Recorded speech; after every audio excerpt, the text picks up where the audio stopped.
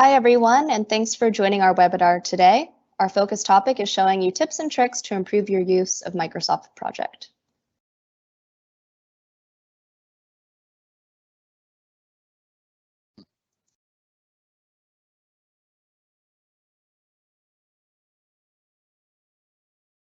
My name is Sarah Howard, and I'm with a Microsoft Gold partner called Progility. We've been implementing Microsoft PPM solutions for over 16 years now for large enterprises. That includes everything from engineering, construction, IT, and new product development. PMOs and CIOs typically come to us when they can't easily explain what's going on across all of their projects. They don't know what resources are working on what work, and they have a hard time getting consistent reports and metrics to make project-based decisions.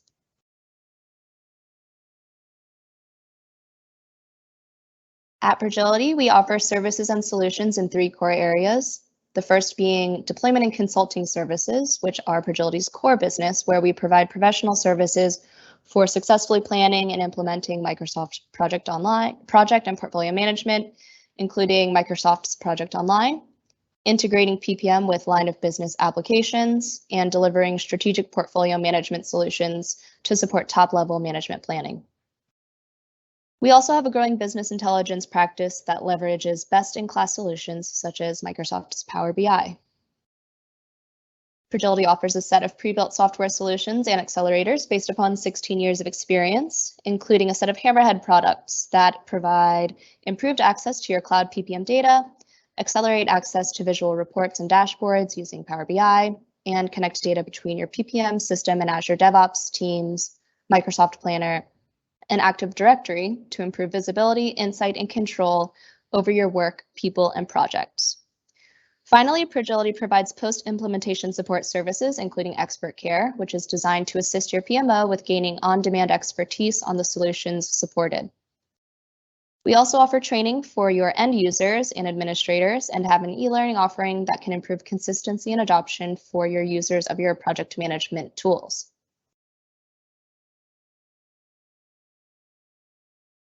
We do have a set of upcoming webinars covering topics ranging from using Power Apps to support your project management process, to using Microsoft Project for the web to manage business projects.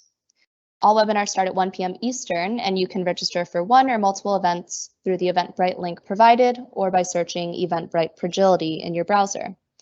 We hope you can join us for these upcoming sessions, which were designed based upon your feedback over the last 6 months. On October 13th, we will be hosting a 2-hour virtual conference specifically designed for you and your teams.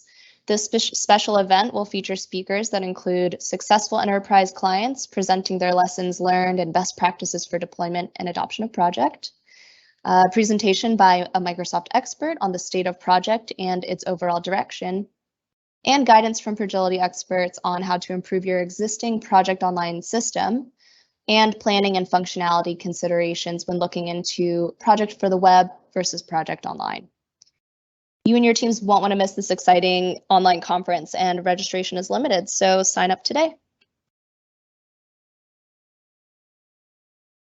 If you missed our last virtual project conference back in April, you can now watch it online. It's broken into 3 sessions, the first being a client session sharing their best practices for deployment, Progility sharing deployment and adoption best practices, and an entire session with experts from Microsoft talking about project in their industries and the direction of project.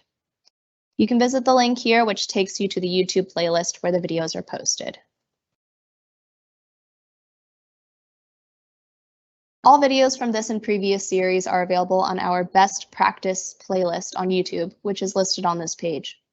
Topics range from managing your digital transformation program using PPM technologies to integrating PPM with agile and line of business applications. Feel free to subscribe and access this library at any time and share it with your colleagues. And with that, I'm going to hand it over to Rob Hirschman, who will be presenting our content today. Rob, the floor is yours. Thanks, Sarah. Thanks, everyone, for joining. So we've got a lot of content today. We're going to be focused today on showing you best practices and tips and tricks for better use, planning, and adoption of Microsoft Project on the desktop, so the core Project Desktop scheduling client. We'll go through a little bit about some foundational concepts as it relates to project management, how a schedule fits into that context, talk through and explain to you how Microsoft Project thinks. This is really, really important that you understand the logic behind the scheduling engine, because that really drives a lot of what you're going to do in the tool and how the tool is going to react to the data you put in there. We'll talk about the importance of setting up and building a good schedule and doing good setup within Microsoft Project. Role resources play in the tool, talk about a different process for updating actuals, and really get to the point where we're helping provide you some guidance and good practices for building what we call achievable schedules, schedules that can assist you and save you time and make you more efficient, not become overly burdensome. So let's hop right in. We got a ton of content here. To begin with, let's just start out with explaining what is a project. As we all know, folks in the project management space, projects are unique undertakings. They're really there for a specific purpose, to deliver some kind of a quality deliverable of some kind. They're made up of a series of interdependent activities that are performed by different resources.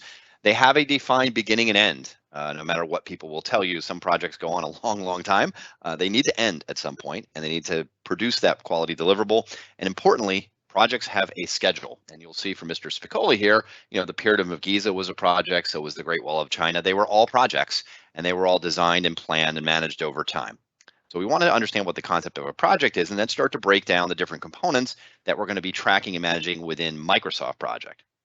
So if we start at really the highest level, there are programs, and programs consist of projects and non-project related activities that are there for a very defined purpose. You're trying to produce some kind of a business outcome. We're not focused today on programs, we're focused today on projects. And projects in the Microsoft Project world consist of a series of tasks and activities. If we break that down to a lower level, tasks are the activities that are assigned to different people, consist of what we call an assignment. And an assignment in Microsoft Project language is the lowest building block of any schedule you're ever going to build. That's where you're taking a resource and assigning it to a task. You're smashing those two things together. So if you look at a task with one assignment, that means one person has been assigned to that task. A task with two assignments, there are two people, two assignments, and so on and so on. So we want to think about this hierarchy because it drives everything we're going to do when we plan and build and manage our projects in Microsoft Project. And if we think about it in the context of managing a project lifecycle, we're going to go about identifying our requirements and meeting with our stakeholders. We're going to be establishing clear and achievable objectives for that specific project.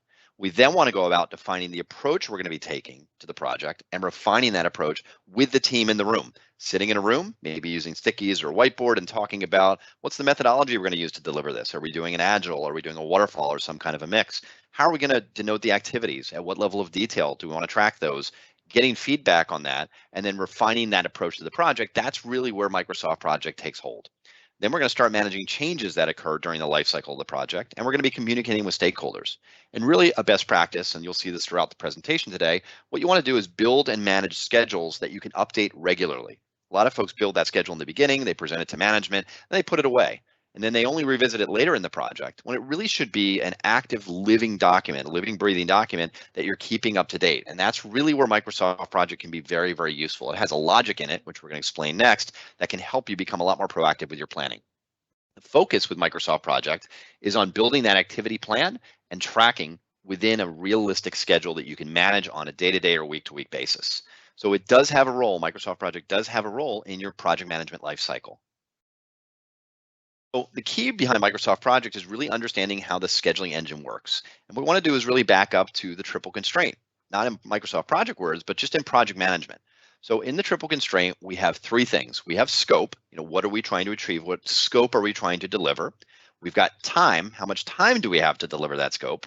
And then we have a set of resources we're going to be applying to the scope in a certain amount of time to produce that quality deliverable. This is the triple constraint. So when one of them moves, the other two need to move as well. This is what we're taught when we get basic project management training. In Microsoft Project's language, scope is something called work. So scope is defining the amount of work or effort involved. Time is denoted by something called duration. How long is something going to take? How much time do we have to deliver a task, a set of activities, a set of milestones, or a project as a whole? And finally, resources, and this tends to confuse people a little bit. Resources are denoted in units. How much of a percentage of a person's time, or how many hours of their time do I have to achieve the scope in the time that I have? So if we start thinking about it in terms of the triple constraint, and this is exactly how Microsoft Project was designed in the mid to late 90s when the team in Microsoft was designing that core scheduling engine, when it was first coming out of DOS and going into Windows, that core scheduling logic has not changed at all because, well, project management hasn't really changed. We still have the same kind of challenges. So when we think about work, duration, and units, or scope, time, and resources, now we can think about how does project calculate our schedule as we're building it out. And Microsoft Project has something called the magic formula. That magic formula is W, or work, equals D, or duration, times U, or units. And that's pretty much it. And that's how Microsoft Project is going to be calculating different components. When you go in to build your project schedule, we'll talk about the importance of setup in a couple of minutes. You're going to be setting up different task types. Each task that you set up, or every activity in your project schedule, your work breakdown structure, is going to be denoted by a certain type of activity. Now, you can say this task is fixed units. I'm starting with how much of a person or a group of people's time do I have to actually deliver that task. I can start with fixed duration. Typically, I know how long a task is going to take. Or I can start with fixed work. How much effort is involved? How many hours do I need to actually deliver on this task or activity? What we want to do is we're going to start understanding that when we start with a task, and this table is really important, we start with a task that's fixed duration. If we go in there and we change work, project is going to, on the right, change units. So the key here with Microsoft Project is setting up each task individually based off the information we know, and then we modify a second, and then project calculates the third. We can't enter all three. That's not how project is designed. So if I go in and say I've got 40 hours of effort, I've got 2 weeks to deliver the task, I put a resource in there, project is going to calculate how much that resource's time is needed to deliver it in that time frame. Or if I go in and say I've got 50% of a person's time and there's 40 hours of work, project's going to take that, look at the resource in the work calendar and say, okay, that's a 2-week duration task. And this is exactly how projects designed to work. So you can build a dynamic schedule that you're managing. So for instance, if a task should push out, you can see the impact of that and you can go in and adjust that accordingly to solve the project management problem. The good practice here is really to pick the task type based on the information you know about a specific task. Every task could be different. For example, a development task could be a fixed effort task where fixed work, where I know there's going to be, I talk to the developers and they tell me there's 80 hours of effort to deliver on this task. Something like training is going to happen over a 5-day period and there's different efforts in there, but I may say a training task is fixed duration. And I may have specific tasks where I say it's fixed work. Importantly, go into Project and change the default task type. When you open Microsoft Project out of the box, the default task type is fixed units. Project is assuming you know how much of a person's time you're going to use, when in reality, you most likely are going to start with how long something's going to take or what the effort is going to be on a specific activity. And we'll talk about and show you how you can do that. So really important that you get to know the magic formula in Microsoft Project, because when you make a change in one place, this is what's going to happen. This calculation engine and behind the scenes is going to be working. So, to kind of walk through some of the tips to building a good schedule we've learned over the years. The first one is you want to develop a schedule that you can manage to at a daily or weekly basis, something you can revisit throughout the project and use it as a proactive planning tool. Should things change, you plug in those changes, you can see the downstream impact, and then you can manage that backwards. Do I need additional resources? Do I want to reduce the scope? Do I want to actually reduce the amount of time or duration I've got for certain activities? You can use it as a dynamic scheduling tool. That's really how Project is designed. What you want to do, as I mentioned before, is set up each task individually based off the specific scope of that task or activity, because it is going to be unique and different from other tasks in your project. Tasks, importantly, have to be verbs. They have to be actions in some way, or they don't belong in your schedule in any way. A schedule is not a holding bin for all these other things that are not activities. Put those in an action item list in SharePoint, put it in Project Online, put it somewhere else, but these are tasks that need to be delivered to deliver on the scope of the project. Really important. You also want to think about taking administrative activities, things like meetings or status reports, things like that, and line item or bucket them. Don't make them unique entities in your schedule. Don't put status report 1, 2, 3, 4, 5, 6, 7, 8 in a detailed schedule and put in a quarter of an hour or half an hour. It makes it really hard to manage. Put those in a bucket set of activities, which we'll show you, and it's easier to manage that as admin overhead. An important lessons learned we've learned over the years is something called the 880 rule, and we're going to share this again throughout the presentation. So when you're defining that task, you want to think about a task should be at least 8 hours of effort or work, but no more than 80 hours. And that's why when you sit down and you talk to your team members, how much effort is involved in this or how long is it going to take, they can talk in terms of, 8 hours, 16, 24 hours. If they tell you, it's 600 hours of effort, well, wait a second. Let's break that down to smaller chunks that we can manage against and communicate the status on those. Because there's no way they're going to know exactly where they are in a 600-hour task. But if you break it down to chunks of 8 and 80, it's easier to understand and manage and show completion and show progress and show success and results. Project will change your dates. And people for a while couldn't stand this in Project, but the reality is it's going to change your dates to reflect the reality of your situation. If you have tasks and activities that are pushing out, it's going to show you the new dates, and then you can manage that backwards. You don't want to go in there and hard code dates because you're just kind of working around the scheduling engine and you're not making it your real buddy when you want the scheduling engine to really work for you. Importantly, we recommend you don't change dates. Don't change start and finish dates. Let project calculate those, but add something called a deadline. We're going to talk about what a deadline is in a little while that allows you to manage dates around start and finish dates that are in your schedule. So those are some tips for building a good schedule. So a quick trivia question, and this relates to actually setting up project. If you think about how many different command combinations there are available in Microsoft Project today. So if we look at the 2019 version, which was released about a year and a half ago, are there 100? Are there 200? 500, over 800. You know, you can take your guess here, but the reality is there's over 900 functional settings that are available in Microsoft Project today. There's a lot of things that can happen and a lot of things that can change the impact and the outcomes of your schedule. The important thing is, really important that you set project up based off the type of work you're planning, tracking, and managing, so it actually reflects how you're going to report on that information and makes your life easier. Project should not make your life harder, it should make your life easier. When a PMO director says, hey, I want you to use project to manage this project, you shouldn't just sigh and say, oh God, I have to do it again. You should say, this is great, I know exactly how I'm going to use this tool, it's going to help make my life easier. And really the basis of using Microsoft Project is building a really solid schedule. And we're going to get you a copy of this presentation if you like, but think of this as a checklist. You know, the first step in that is creating a basic project schedule and the different steps required to do that. You then want to go in as a second activity and add your different tasks that are going to be actions in the schedule. You're then going to go and you're going to organize those tasks into a logical ordering with things like predecessors and successors, which we'll talk about. You're then going to want to add resources or people to these specific tasks so you can start to determine how much of a person's time you have and what's the impact on the dates based off that. You may want to set up costing and cost management in the tool. And if I want to go in there and plug in certain hourly rates or resources, I can do that in the tool as well to do a bottoms up estimate on the project. And then as I'm delivering, I can see how far off the budget I am. Importantly, we're going to want to baseline the project. And that's when we want to actually say, okay, we're going to measure against something we've set in place. We're going to go and track actuals, which a lot of folks don't do in their schedule today. They kind of update it haphazardly, but if you're always updating actuals, you always have an updated schedule and you can always proactively manage that forward. And finally, you're going to be able to view different reports. And if you set it up in this process for success, it's going to make your life a lot easier, and Project will be a good tool to help you do your day-to-day work as a project manager. So the first thing you want to do in Microsoft Project is set up your project options. If you go to Tools, Info, Options, you will see a tab that has a box that has a whole series of tabs you see on the right here. You'll be able to set up your general settings, things like the language, things like the currency. You'll be able to set up your display. You know, when I open Project, what comes up the first time I open it? Am I always defaulting to a blank template, or do I want it to actually come and prompt me with other information? The most important settings area in this is the Schedule tab. And this is where you're going to be able to go in and denote things like how many work days per day, per week, or per month do we have? How am I going to be assigning resources on a percentage basis? Is it percentage? Is it FTE allocation? Really important if I'm going to do any resource assignments.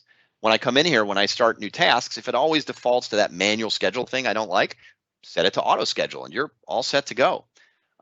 You know, you can actually schedule automatically from the start date of the project or a certain date.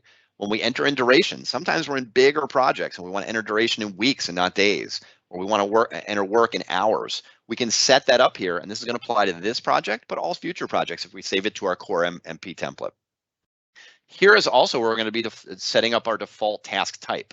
So you can see when we open project, it defaults to fixed units. We want to select either fixed duration or fixed work. So every new task we create in any project schedule we start will default to that instead of fixed units. And then there's a whole set of checkboxes here. And we recommend you build a mock-up schedule with, you know, maybe a dozen tasks and start to play with these settings and see what happens. Which ones make your life easier? You know, do I want every new task I put in here to be effort-driven, meaning driven by work effort? Do I want to actually split in-progress tasks if it makes the delivery more effective? Things like, you know, honoring constraint dates. If I go and I put a date in there, is it going to honor that, or is it going to push the project schedule date out? And other things like estimating durations.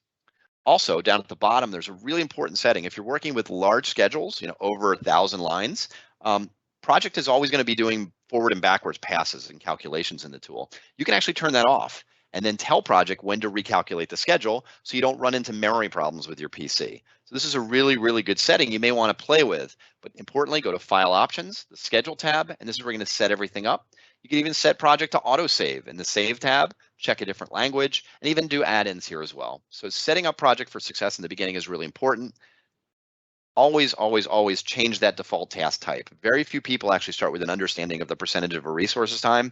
Use fixed duration or fixed work for initial project setup, and then modify that as you're denoting the different tasks and activities that are in your schedule. So, once we've set up our settings, we want to go in and start adding tasks to our schedule. What is a task? A task is an activity that needs to be accomplished within a defined period of time or by a deadline, working towards some kind of a deliverable in the project. As mentioned before, that 880 rule is a really good rule of thumb. Now, this may vary based off the size and type of projects, but again, no task should be less than 8 hours and no task should be more than 80 hours. That's something you can ask somebody a question about. They can tell you how much progress they've made and you can manage against that. So if you have a big task with 300 hours, think about breaking it down to smaller subtasks. Dates, as we mentioned, you don't want to go in and actually change dates in a project schedule. Project will give you start and finish, which are forecasted start and forecasted finish dates. Then you'll have baseline and then you'll have actual. What we want to do is actually insert the deadline field. A lot of folks don't know if it's there. You just right click on a column, hit the D, and then drop in deadline, and that field will show up. And out of the box, it's going to show you NA. What you can do is you can select a date as a deadline. So you can see for my requirements task, starts on 1/29, finishes on 3/3, but I set a deadline of 2/25. When I set that deadline, you'll see it'll put a little green arrow on that date in my schedule. And it'll also insert an exclamation point and a red diamond there that says I'm past my deadline. This allows me as a project manager to manage my dynamic schedule and see when my dates start to push out. Now I need to go in and manage the triple constraint, my scope, my resources, or my work. What do I need to do to deliver the requirements on time? And ideally, I want to know this before I get to 2/25. Deadlines are really, really great because they first and foremost don't constrain your schedule in any way. They allow you to continue having a dynamic schedule, which is something you want, and they visually alert you when something is going wrong. So think about using deadlines instead of going and plugging in dates, because dates are going to put walls up in your schedule called constraints, and that's not going to allow you to manage dynamically. Then you can see here the exclamation point. We've got the deadline field, and then we've got the little green arrow that shows up in your Gantt chart. So really a nice feature that Microsoft added probably about 15 years ago, and it's a great way to work with your schedules and dates. So when we talk about organizing our tasks, we're not just going to just plug them in and start working. We actually want to work in a series of hierarchies, and those hierarchies are driven by something called a summary task. And what we want to do in a summary task is it helps us create a summary of all the tasks below it. And it's going to aggregate the dates, it's going to aggregate the work, it's going to aggregate the duration and the resources units as well. So what you can do is as you build out your detailed tasks, you can insert summary tasks above them. Maybe it's a phase or a set of activities. And then the key is when you delete the summary task, all of the things below it are going to go away. So as you think about that and start indenting those tasks, just remember that they impact one another. This is going to create the structure in your schedule, but it's not going to create the relationship between the tasks below it, really importantly. And Project, as I mentioned, will intelligently roll up these metrics automatically. So you can see within the requirements phase, I've got 15 activities. It's going to take me with all of these tasks that are below it. It's going to take me 2 months to do it. There's about 600 hours of work. I've got 8 resources working on it, and here's my total cost. Summary tasks are a really, really useful way to use Microsoft Project to actually organize your information. A good practice here is don't forget to link the tasks you have after you make your outline.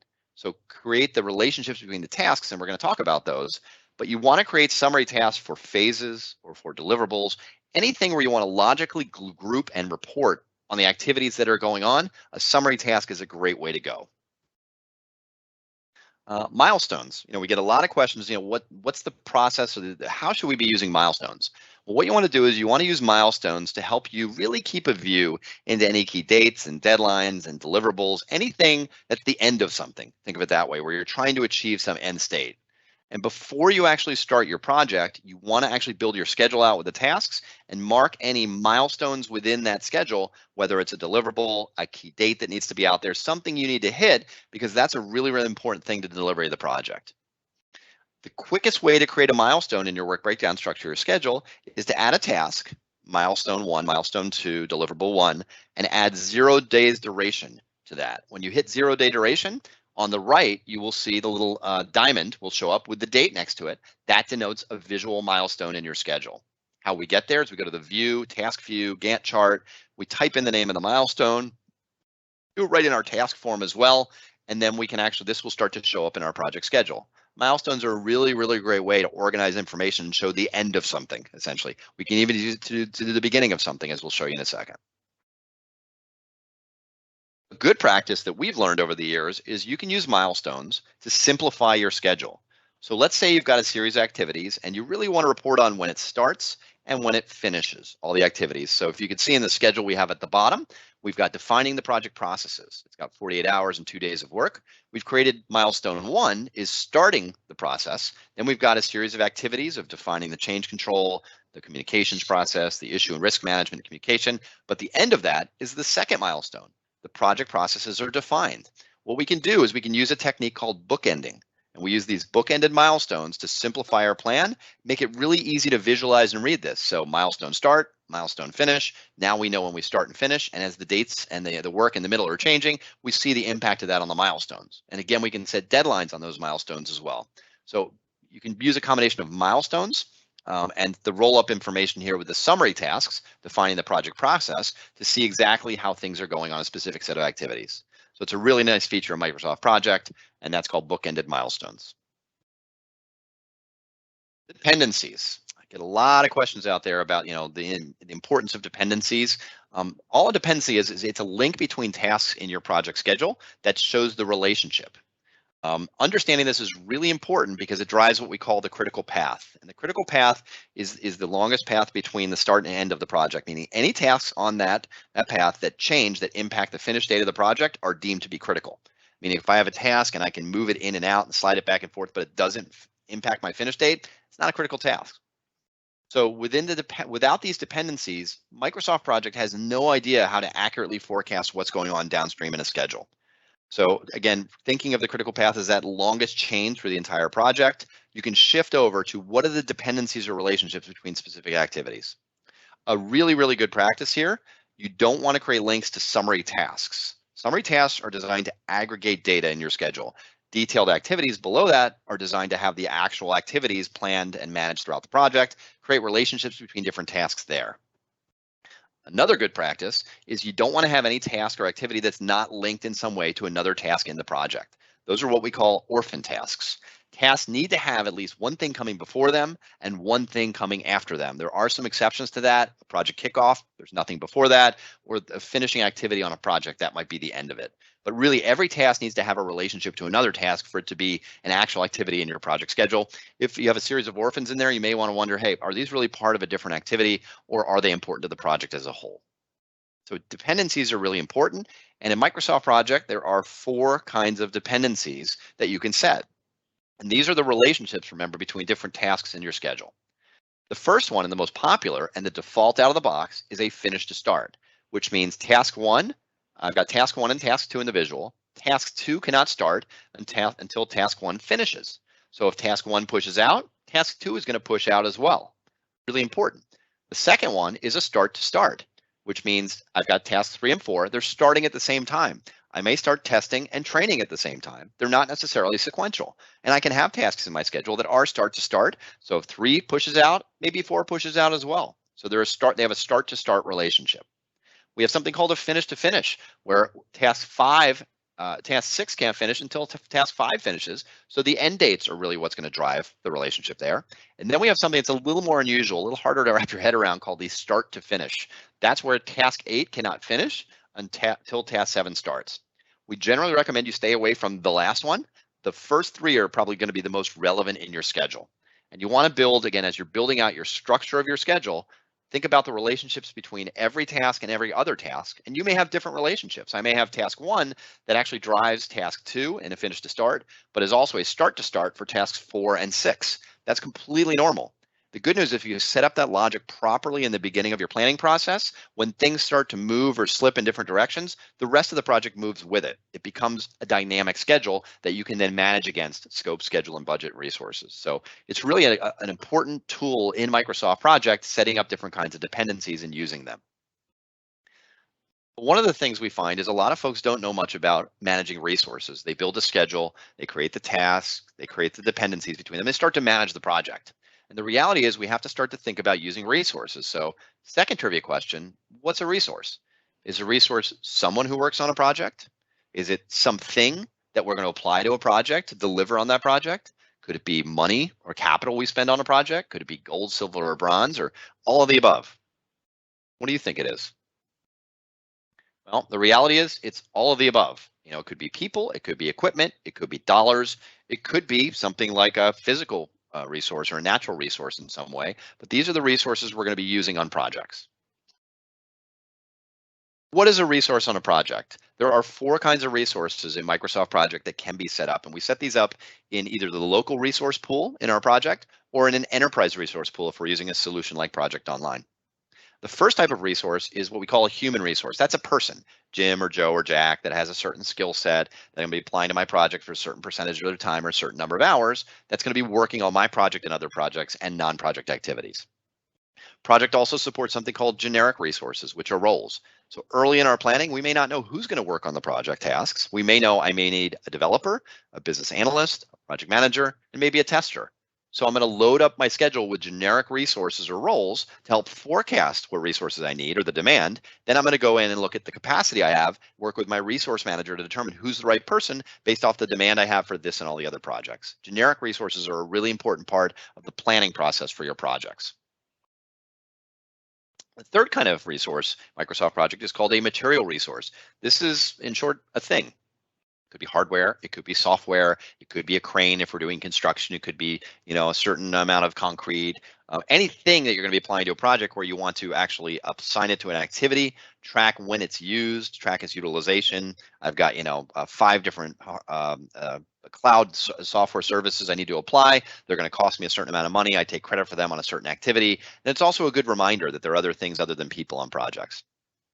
And finally, the fourth resource, and Microsoft added this about 10 years ago, it's called a budget resource. It's dollars. And that can be things like travel and expenses, overhead, training materials, things that don't fit into the 3 categories above, but they're going to be assigned to a project.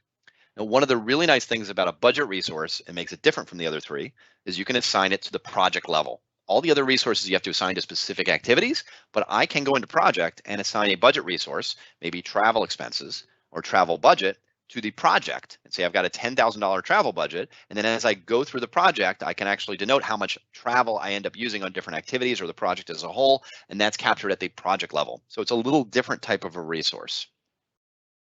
So who here has delivered a project without using any resources, right? And I think you obviously know the answer to that. Adding resources to your schedule is really, really important. And if you've never done a resource loaded schedule, it's really important to supporting the triple constraint. You're missing a leg of the triple constraint if you don't assign resources, even at a very basic level. So as you're building out your test or your mock project schedules, use resources in some way. If you're using an enterprise resource system like Project Online, you're probably already doing that and you're working with a resource manager. But if you're working in standalone project, it's a really good practice to actually start incorporating resources, because when you want to sit down with management and say, hey, we got a problem on this project. It looks like, this is going to run over. If you can give me more resources, let me show you the impact of that. You plug in an additional resource in and you can pull the schedule back. They'll be like, wow, you've actually come up with a solution. Let me see if I can help you with that. It actually is a great visualization tool to allow you to do what if analysis and present solutions to your management team. That's really the value of Microsoft Project. It's really a forecasting tool as much as anything else. So resources are really important. Think about how you're going to incorporate those into your overall life cycle and your using project. Third and final trivia question, what's a baseline? Get a lot of questions about baseline. Is baseline the end line on a tennis court? Is it a snapshot at an agreed upon time reflecting the scope on the project? Is it somewhere you go to find a special prize, or a tall dude from Sweden? I think you know the answer to this one too. It's a snapshot at an agreed upon time reflecting the scope that you've agreed to with your sponsors and the budget on a specific project. Baselines are an absolutely critical part of project, because without baselining a project, you don't know where you started from and you don't know where you are against that point. It's really a way you can snapshot your project. So defining it, what is a baseline? It's a snapshot at an agreed upon point in time of your schedule. It's going to capture the dates and the milestones. It's going to capture the costs and the resources, and it's going to be used to compare your commitments to your actual performance to measure your variance, your slippage, and your overruns. And you can see in the Gantt chart on the right, we can see the red bars. That's where our schedule is slipping from our actual baseline, and red tasks denote critical tasks, meaning Critical tasks are in red, meaning if they slip, the entire project slips. And you can see how the entire project is sliding to the right because we got critical tasks in tasks 78, 79, and 80 that are starting to push out. I may have some ones in blue above that that are not critical. They're pushing out and that's fine, but they're impacting the critical ones. And that's really what I want to manage against. How do I get to a point where I'm managing my critical path in a way where I can deliver on time, on budget, and scope? Baselines are absolutely critical. Without a baseline, I don't have that underlying gray bar that says, here's where we started from. I always have a rolling set of bars. Important, build the plan, agree upon your final scope with your stakeholders, baseline that, and start to measure your progress.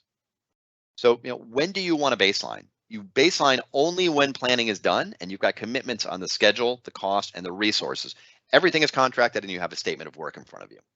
You rebaseline, not to make things look good, but you rebaseline when changes to the schedule, costs, and resources come in, meaning you're doing some kind of a change request or a change control, and then you would rebaseline only those activities that are impacted. You don't go click rebaseline the whole schedule and suddenly we're back to a new starting point. We're actually starting from where we are with the current challenges we have, and we're fixing problems going forward. So it means we want to rebaseline the tasks we're actually changing. The ones we've already delivered, we don't want to have any impact. They're all closed out, and the ones that we've already agreed to, but you want to rebaseline specific activities only. A lot of folks go in and rebaseline the whole project over and over again, and you never have any idea where you were. The good news is project allows you to capture up to 11 baselines. Some people do baseline 0 as their pre-planning baseline. Baseline 1 is the actual baseline when contracted, and maybe use 2, 3, and 4 every quarter to snapshot that and see where you are against where you should have been, and then you can compare that data. So really a nice feature in Microsoft Project using baselining. If you're not using it today, consider using it because it allows you to see your variances, plan and actual, and then come up with these agreed upon snapshot points. So once you've got your project schedule built, you need to start tracking actuals. And there's two ways you can do that.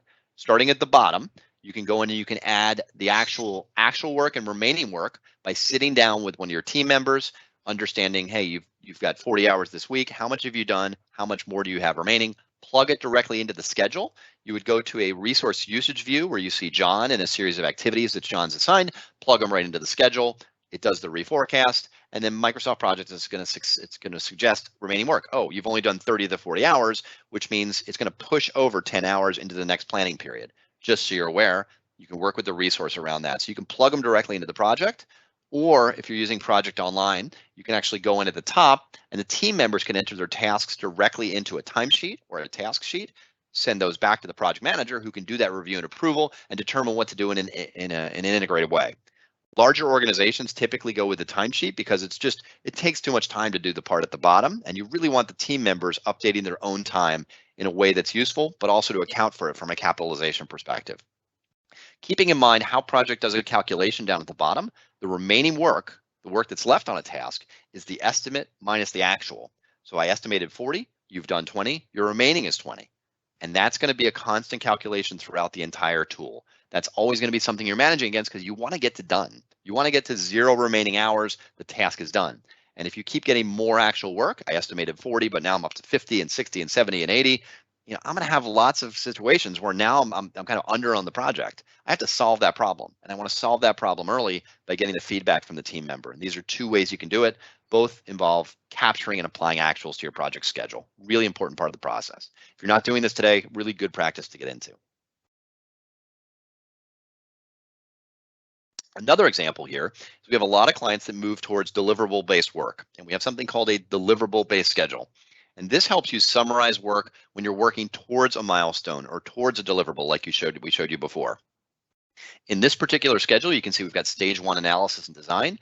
We've set up as a summary task here a deliverable, solution design document, and our configuration matrix. Below that, we have all the activities required that are going to mark completion on that deliverable. So I can see as I've got requirements going on at 50%, I've got all the others at 0, it's calculating the deliverable percentage complete at 25%. We can build deliverable-based schedules, and this was really popular about 15 years ago, and it's starting to come back in right now, especially as we've moved towards more of an agile framework where maybe we have epics we're starting to manage too. We've got all the other user stories and activities below it. How far along in this epics performance are we? We may not know because of an agile framework, but at least we can estimate it using this deliverable structure. So think about maybe setting up your schedules to be deliverables based and definitely working with your organization to actually come up with a good structure for how you're going to do this so it's consistent. But again, it allows us another way to aggregate the information so it's easy to report. When management comes to you and says, hey, by the way, sat in that status meeting, great stuff. How far along are we in creating that deliverable? You can say 25% done. Well, based on what? Based on all the activities below it and the progress on those. Great, I feel great, move on. You're not guessing or swagging, you're looking at the data to make a decision. So just to give you a little bit of perspective on detail in your project schedules, we get a lot of questions. Do I get more detailed or less detailed? As our good friend Albert Einstein said, you want to keep your project schedule as simple as possible, but no simpler than you need it. Simplifying your schedule is really important. A lot of folks go overboard in their schedules and they get to way too low a level of detail. The problem is if you're too high a level of detail, you don't have the detail to make decisions. If you're too low, you're creating additional work for yourself. So it's really a balancing act, coming up with a project schedule that's manageable. So, what level of detail is appropriate when it comes to planning and assignments? Third time we're going to say it, look at that 880 rule, that, 8 hours to 80 hours. An assignment should be no less than 8 hours, but no less than 8, but no more than 80. It's manageable. Stay as high level as you possibly can to remove complexity from your schedule. This may seem counterintuitive from people that actually encourage good project management, but good project management is all about delivering work products at the end of the day. It's going to help you, and it's going to be a lot easier for team members to understand the tasks.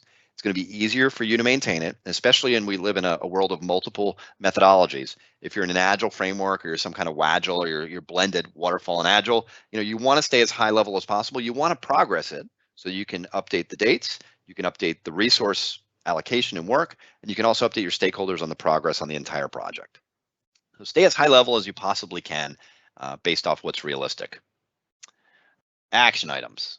We find a lot of people plug a lot of stuff into their project schedule that doesn't need to be there. Action items are one of them. Action items are typically something that's less than 2 hours. You're in a status meeting, you've got action items that are assigned, go do these things. Those things don't belong in a project schedule unless they become additional tasks that become a change that you're going to actually rebaseline or add a change control to. If it's something like go out and research something or talk to the CFO or get signature on a document, that's an action item. That really belongs in something like a SharePoint list. You can accommodate for those in your schedule by creating that bucket of overhead tasks. That's one way to say how much time did I spend on action items, but I don't need to list each and every action item in the schedule. It's not important to the delivery of the project. And you can see, as the folks in Dumb and Dumber said, you're going to have action items on every project. It's inescapable. You have to plan for it and tell your team where you want them tracking and planning that and the level of detail you're looking for. Setting those expectations is really, really important. So what do these overhead tasks look like? Most of the clients we work with set up a set of activities in every project called something like project planning and management. And within that, you've got things like project startup activities, where you're going to denote a certain amount of time. You've got project management activities. You may have meetings and other activities. Those are buckets. You'll see they'll be over what we call a fixed duration of the entire project. And a certain percentage of people's time is going to be spent on these activities. And that's perfectly normal and okay. I don't need to know that they spent 2 hours in this meeting. I just need to know that they're spending 2 hours a week in status meetings, so I know that they've got another 38 hours to work. Really important. And this is how we can use our schedule to denote these kind of activities, because we do have to plan for this time. It's time that's being spent on the project, but not towards specific tasks and activities in the work breakdown structure. So this is a good example of how you can start using overhead tasks within your project schedule. If you are doing this in a standalone way, we always recommend, if you're in an enterprise, a medium or large enterprise, start thinking about using an enterprise solution to this. Project Online can help you aggregate all of your project schedules into one place, as you see in the Gantt chart and the project center here on the left. It can help you do resource planning so you can see who's available and who's not. Do I have capacity challenges? Do I have opportunity areas where I can apply resources? Before I go and plug Jim in for 40 hours a week and I just realize Jim is working on 4 other projects for 20 hours a week, then I got a problem. I want that visibility, and it allows you to collaborate with your resource managers. And finally, it provides you with visibility and dashboards and reports where you can go in and drill into data and have consistency across all your projects. Some clients where we've built out dashboards that show me all the projects that don't have baselines, where actuals haven't been tracked in the last 2 weeks, where they're not resource loaded schedules. If you're trying to enforce some kind of consistency, train your project managers and then provide them with tools to monitor and manage that information in an easy way. It's always good to have ways to do this in a centralized way, and a solution like the Project Online service can be useful. So really our goal today was to give you really some good tips and tricks on how to better use Microsoft Project on the desktop level. At this point, I'm going to hand it over to Sarah Howard. And Sarah will give you access to a couple of different resources we have in our organization to help you continue learning. Sarah? Thanks for the great session, Rob. For more educational content and good ideas, you can visit our blog on the Progility website shown here. We also post bi-weekly tips and tricks sessions on our tips and tricks playlist on YouTube. They're super short and straight to the point hacks on how to improve your use of Project.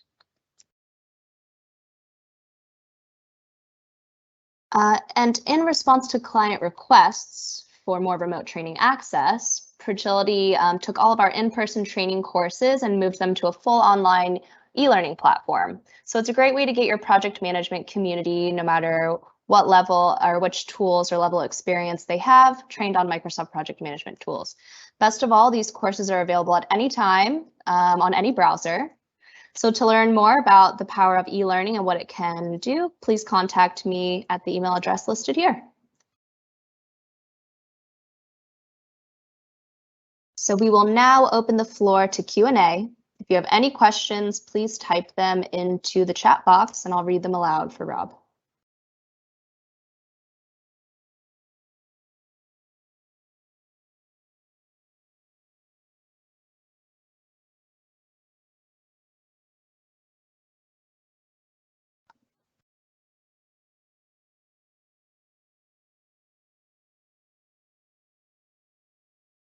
Again, if you have any questions, feel free to type them into the chat box and I will read them aloud.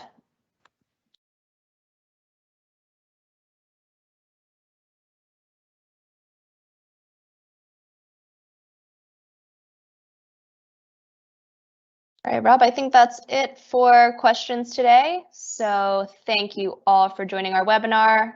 Feel free to reach out to us with any further questions or specific training or implementation requirements you might have. My name is Sarah Howard with Progility, and we will see you on our next webinar. Thank you all.